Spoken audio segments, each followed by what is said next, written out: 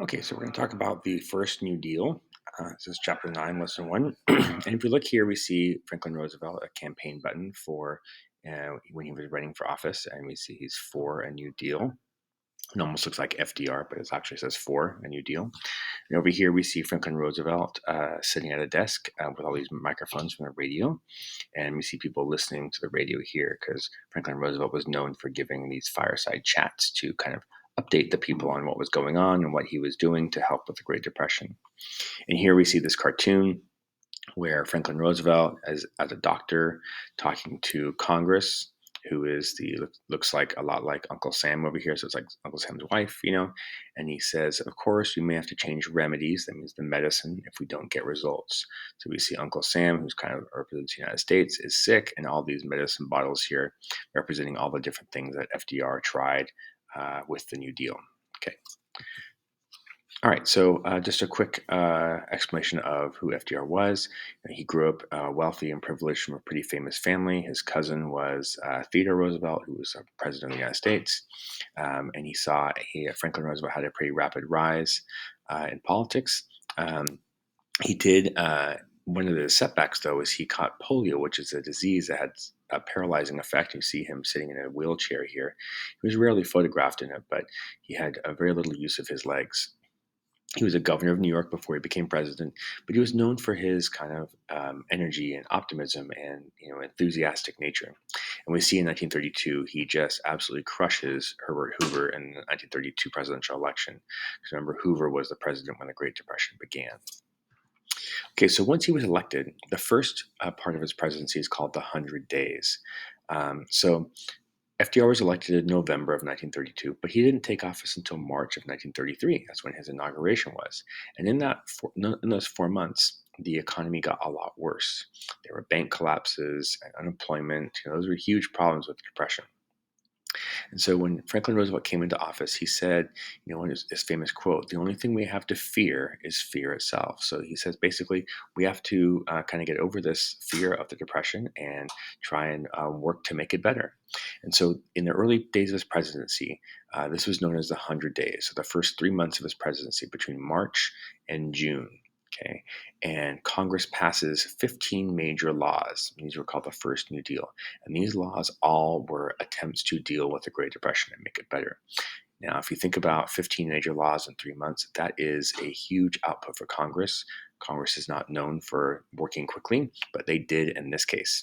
And we see in this cartoon over here, we have FDR who's running along and trailing along behind, sweating as Congress because they're not used to working so fast. And they've got these papers that are called Roosevelt policies. So this is their first New Deal. And Congress is saying, doesn't Frank ever feel like resting just a little?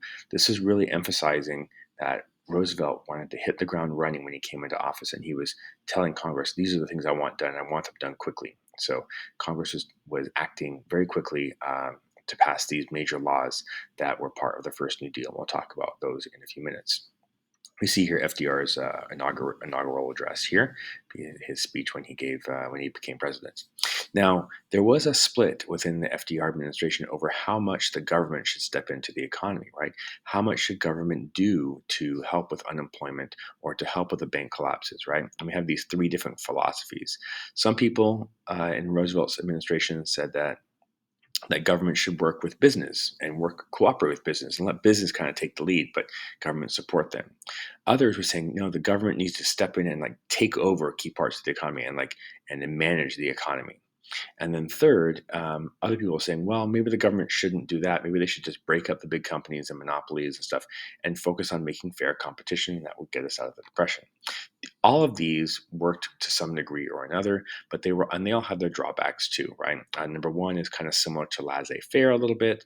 Number two is similar to socialism, right? So, and three is kind of this progressive idea. So, all of these were debated in the FDR administration.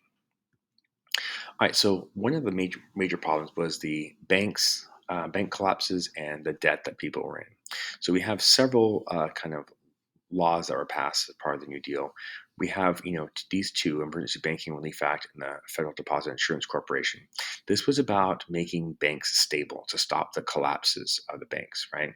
So the FDIC was basically saying the government would insure people's money in the bank. So that way, if the bank collapsed, people wouldn't lose all their money. The bank would reimburse them for the money they lost in the bank. So it was to give people confidence that banks could be stable. And the Emergency Banking Relief Act was the government inspectors would come in and they check the finances of the bank and they give it like a seal of approval, and that would give people confidence that banks were safe. Okay, and we see this cartoon here. This guy who's a victim of bank failure, and this squirrel says to him, "But why didn't you save some money for the future when times are good?" And he says, "I did," and because he lost his money in the bank failure, it's not his fault, right? We see the seal of the FDIC here. And if you go to a bank today, on the door when they walk in, it'll say FDIC insured. You can see that seal there. Okay, there's also regulations for the stock market to avoid a stock market collapse in the future, preventing fraud and regulating what the rules were for the stock market. We also had the Glass-Steagall Act, which kept personal banking, your savings accounts, separate from stocks, because one of the things that happened in the Depression was banks got involved in stocks and they lost money in the stock market crash, and then they closed, they collapsed, right? So this was keeping those separate, so personal banks couldn't get involved in investments.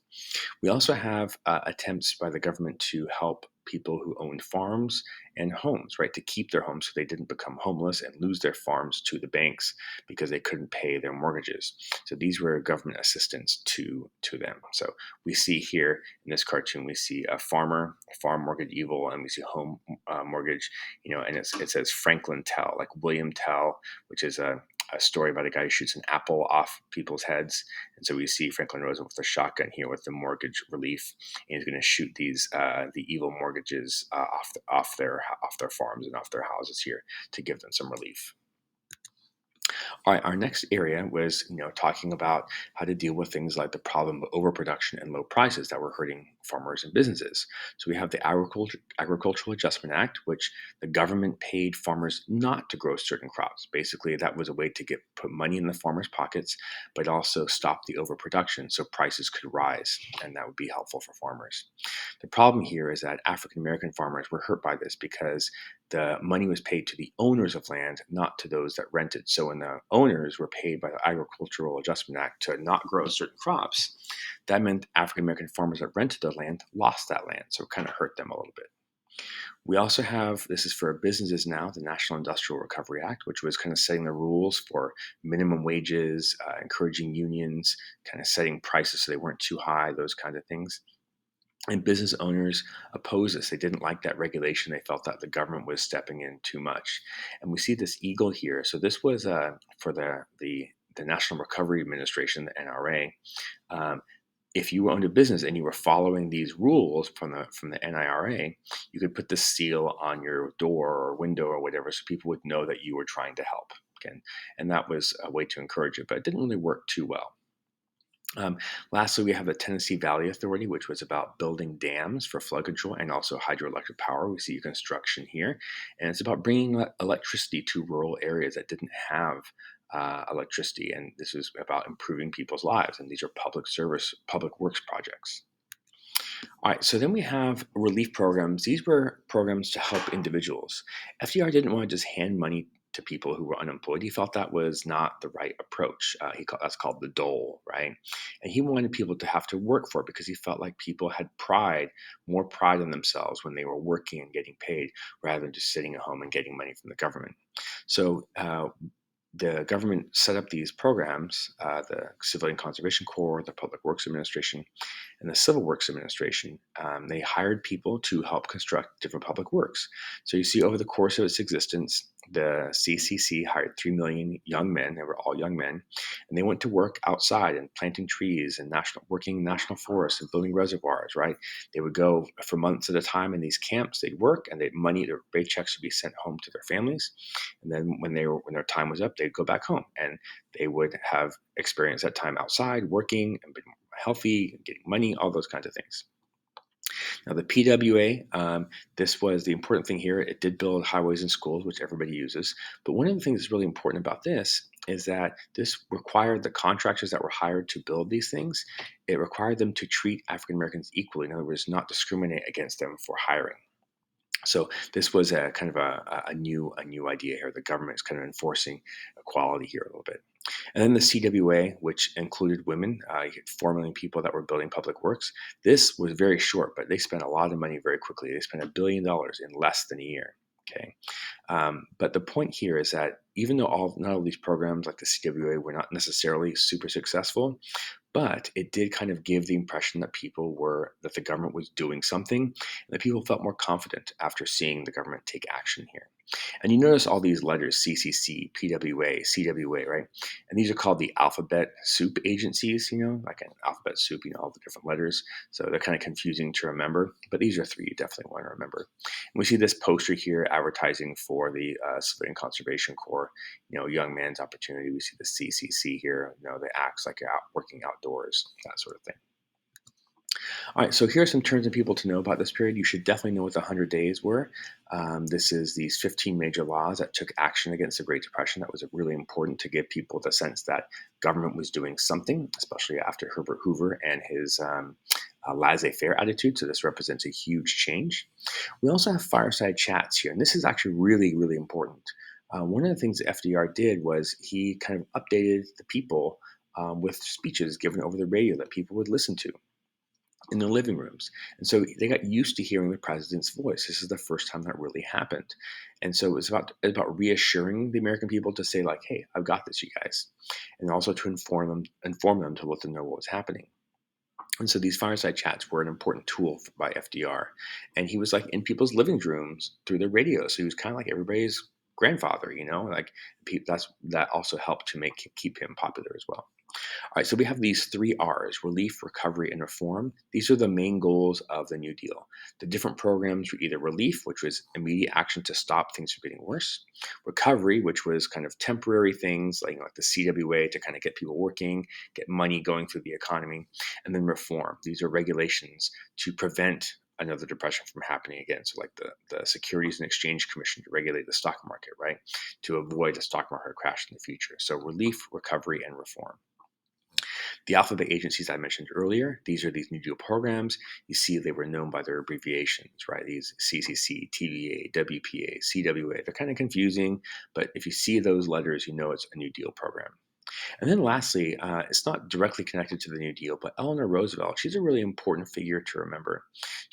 Was FDR's wife, so she was a first lady, the president's wife, and she was really known for her activism. She was not somebody who would sit by and keep quiet and just host tea parties and that sort of thing. She was known for being active, especially in activism for women's rights and the rights of African Americans. She really kind of did make the role of first lady a very different one, much more high profile one, a much more active one, and a cause to kind of advance society here. So she's a really important figure and kind of an early kind of feminist activist for women here. So she's a really important figure to remember for this.